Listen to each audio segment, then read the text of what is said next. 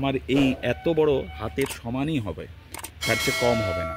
এবং এর সঙ্গে সঙ্গে আরেকটি বলি, এই গন্ধরাজের পাতা আপনারা কেটেও ডালের মধ্যে দিয়েও ভালো করে মেখেও ভালো করে ধুয়ে নিয়ে মেখে খেতে পারেন, খুব ভালো সুস্বাদু। নমস্কার বন্ধুরা, সবুজ বসন্ত গাছের চ্যানেলে আপনাদের সকলকে স্বাগত। যারা নতুন আজকের এই ভিডিওটি দেখছেন তাদের অনুরোধ রাখি ভিডিওটি সম্পূর্ণ দেখুন। সম্পূর্ণ ভিডিওটি দেখার পর যদি ভালো লাগে তাহলে চ্যানেলটিকে সাবস্ক্রাইব করে পাশে রাখুন এবং পাশে থাকা বেল আইকন বাটনটি প্রেস করুন। চলুন ভিডিও শুরু করা যাক। এখানে দেখুন আমাদের বাগানের গ্রাউন্ডে রয়েছি আমরা। এটি একটি গন্ধরাজ লেবু গাছ। গন্ধরাজ লেবু খুব ভালো লেবু এবং সেই গাছটি এতই ভালো হয় এবং কত বড় হয় দেখুন। খুব প্রায় 3 থেকে 4 বছর আগে এটি ছোট্ট একটি চারা গাছ ছিল এবং এখানে রোপণ করেছিলাম গ্রাউন্ডে। কিভাবে রোপণ করেছিলাম তাও বলে দিই। মাটিটিকে খুঁড়ে নিয়ে একটু গর্ত করে তার মধ্যে একটু গোবর সার দিয়ে পূর্ণতায় জল দিয়ে ভরে দিয়েছি গর্তটাকে। এবার জল দিয়ে ভরে দেওয়ার পর তার মধ্যে গাছটিকে রেখে ভালো করে ধরে পাশ দিয়ে মাটি দিয়ে চাপা দিয়ে দিয়েছি।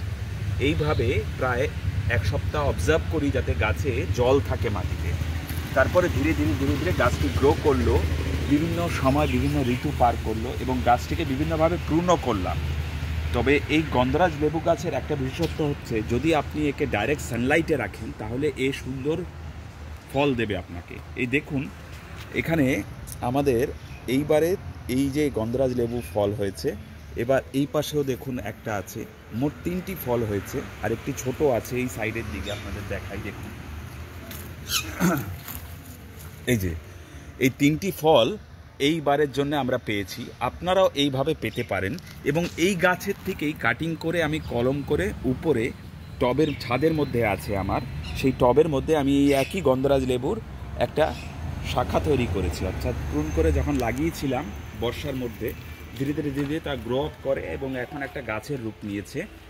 তবে এই গাছে বিভিন্ন সময় আপনাকে কিছু ওষুধ প্রয়োগ করতে হবে। তার মধ্যে প্রথমত হলো আপনি নিম তেল প্রয়োগ করবেন। ভালোভাবে জলের মধ্যে গুলে নিয়ে স্প্রে বোতলের মধ্যে ভরে টপ টু বটম নিম তেল স্প্রে করবেন। যখন গাছটি একটু ফল আসার অবস্থার মধ্যে প্রক্রিয়াকরণের মধ্যে যাবে, অর্থাৎ এই গ্রীষ্মকালের এই যে প্রক্রিয়াকরণ, অর্থাৎ এই গরমের শুরুর সময় থেকে আপনাকে স্প্রে করতে হবে। আর স্যাপ আর ব্যাভিস্টিন ভালো করে গুলে নিয়ে দুটোর মধ্যে যেটি আপনার সম্ভব হবে সেটি ভালো করে গুলে নিয়ে টপ টু বটম স্প্রে করবেন। তাহলে কী হবে, ফাঙ্গাসের আক্রমণ হবে না। আর নিম তেলটা এই জন্যে যে কোনো রকম পোকা বা শুয়োপোকা এইসব জাতীয় কোনো রকম উপদ্রব থেকে আপনার গাছটি রক্ষিত হবে। এবং আপনি একটু অবজার্ভ করবেন, যেই জায়গায় হনুমানের প্রাদুর্ভাব নেই সেই জায়গায় এই লেবু গাছ খুব ভালো হয়।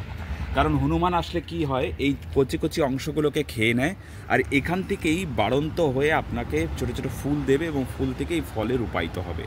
এ পর্যন্ত হনুমান যেতে দেয় না, তার আগেই খেয়ে নেয়। আমাদের এখানে হনুমানের একটু প্রাদুর্ভাব আসে এবং তাই জন্য এই গাছটি অনেকভাবে ক্ষতিগ্রস্ত, নচেত এই গাছটি ভালোভাবে বেড়ে ওঠে।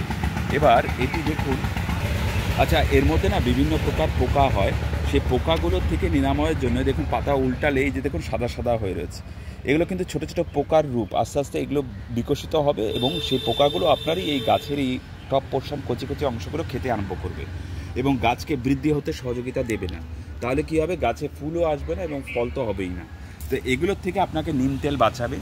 আর ভালোভাবে খেয়াল রাখবেন, মাঝে মাঝে বছরে একবার পারলে যদি মাটিতে রোপণ করেন তাহলে একটু গোবর সার ছিটিয়ে দেবেন মাটির মধ্যে, ব্যাস আর কিছু করতে হবে না। যখন ছিটাবেন তখন একটু জল দিয়ে দেবেন। এবার গাছটিতে গ্রীষ্মকালে প্রায় অধিকাংশ সময় জল দিয়ে যাবেন, জলবিহীন রাখবেন না।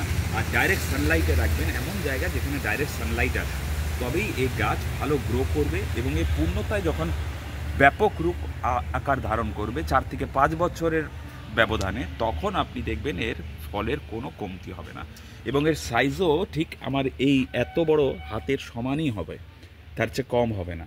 এবং এর সঙ্গে সঙ্গে আরেকটি বলি, এই গন্ধরাজের পাতা আপনারা কেটেও ডালের মধ্যে দিয়েও ভালো করে মেখেও ভালো করে ধুয়ে নিয়ে মেখে খেতে পারেন, খুব ভালো সুস্বাদু হবে।